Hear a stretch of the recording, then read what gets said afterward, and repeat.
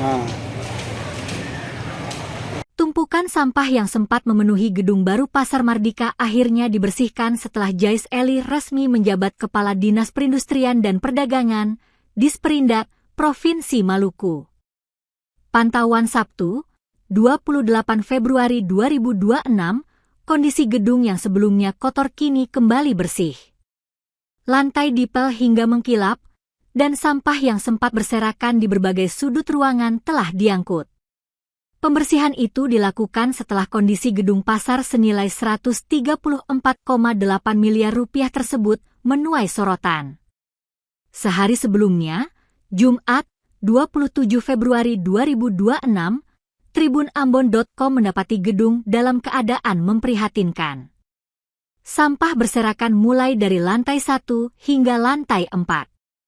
Di jalur tangga darurat, tak hanya ditemukan sampah plastik dan sisa makanan, tetapi juga botol-botol bekas berisi air kencing manusia. Bau pesing menyengat tercium kuat di area tersebut.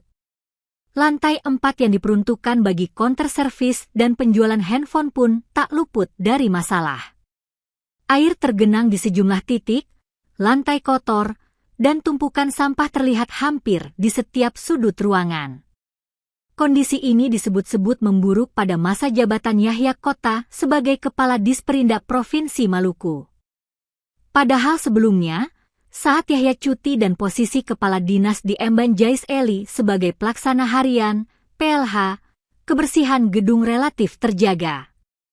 Saat itu, sampah rutin dibersihkan dan Jais bahkan kerap berkantor langsung di gedung Pasar Mardika untuk memastikan pengelolaan berjalan baik. Namun sejak pertengahan Agustus 2025, ketika Jais tak lagi menjabat PLH, sampah kembali menumpuk dan gedung kembali tak terurus. Pergantian kepemimpinan resmi terjadi setelah Gubernur Maluku Hendrik Lewerisa melantik pejabat terkait pada Jumat, 20 Februari 2026. Selanjutnya, Dinas Perindustrian dan Perdagangan Provinsi Maluku menggelar serah terima jabatan pada Selasa, 24 Februari 2026, ditandai dengan penandatanganan berita acara dari Yahya Kota kepada Jais Eli sebagai kepala dinas yang baru. Salah satu pedagang, Rio, 40, pemilik counter servis handphone di lantai 4, mengaku selama ini kondisi kebersihan sangat memprihatinkan. Ia menyebut para pedagang tetap membayar retribusi sampah sebesar Rp20.000 saat ditagih petugas. Namun, menurutnya, penagihan itu tidak menentu. Tak hanya persoalan sampah, Rio juga mengeluhkan minimnya keamanan.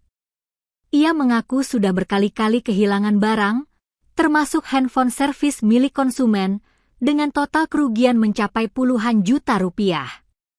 Akibat pengelolaan yang dinilai buruk, ia mengaku pengunjung semakin sepi. Bahkan, rata-rata omzet hariannya hanya sekitar Rp50.000. Para pedagang berharap, pembersihan yang kini dilakukan tidak hanya bersifat sementara. Mereka meminta pemerintah mengelola gedung megah tersebut secara profesional agar kebersihan, keamanan, dan kenyamanan tetap terjaga. Tanpa sistem pengelolaan yang konsisten, mereka khawatir sampah akan kembali menumpuk dan persoalan lama di Pasar Mardika kembali terulang. John, pasal buang sampah di belakang itu lagi. Download Tribun X sekarang, menghadirkan lokal menjadi Indonesia.